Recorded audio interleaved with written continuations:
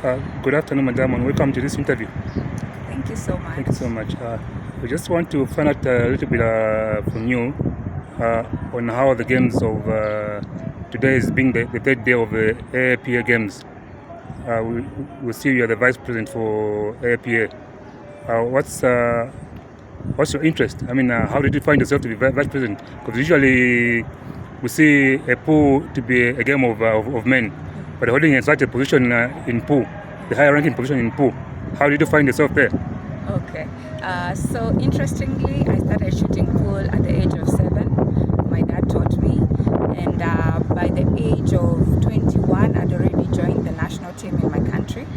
And from there, shortly after, I was one of the pioneers of founding the federation for our country, because our country had a lot of, or rather it has a lot of pool players, but there was no proper governing body.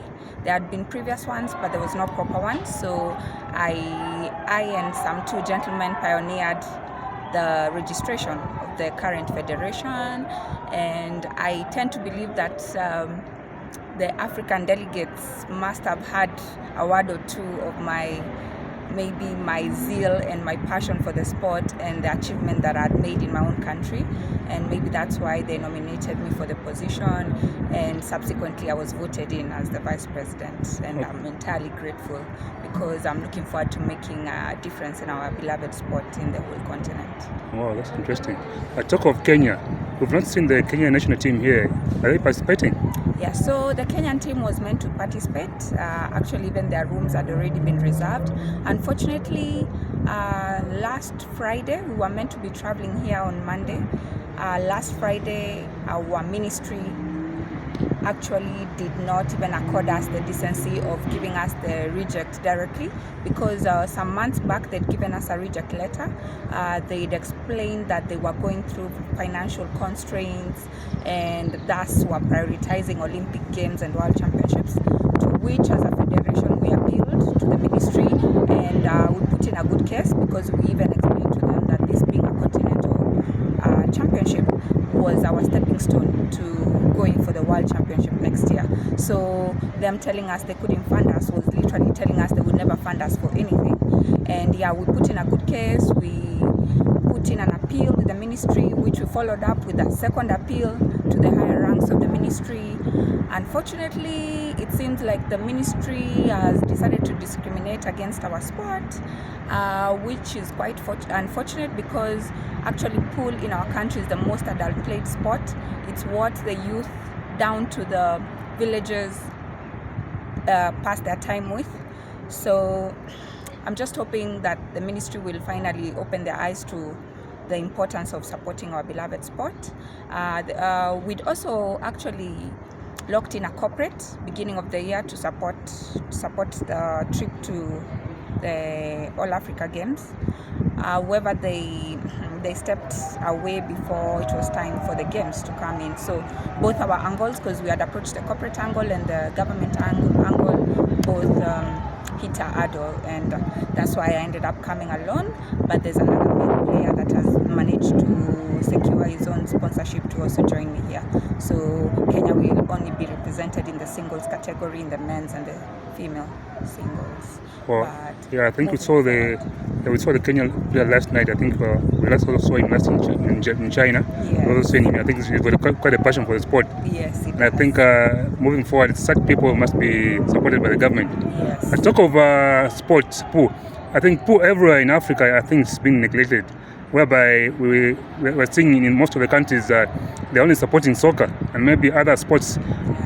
What's your word out there to your government and to other African governments to continue supporting, putting money in this sport, to also regard pool as a sport which can be well maintained?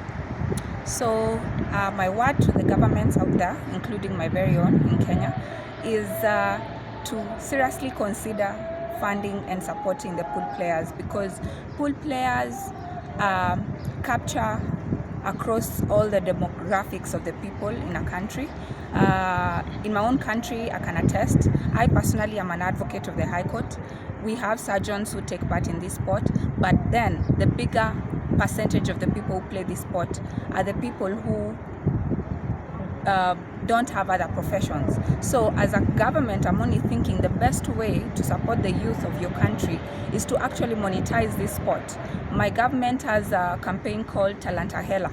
It's based on helping the sports people make money out of their talent. So if you just say that in words and you don't put it in action, then what are you saying? You're literally pushing the youth into drugs, into crime. Why not put in money and support their talent where they mostly love to pass their time, which is around a pool table. Let's just, it's a real sport, because I know previously pool was regarded as a game, not a sport, where it was considered to be a game of chance. But literally speaking, this is not a game of chance. You have to have the skill, you have to have the discipline, you have to have the concentration that is needed in any other sport. So kindly, the governments of every other African country, let's invest in this sport. Let's support the youth. They make the biggest bulk of this sport. This sport is the most adult played sport.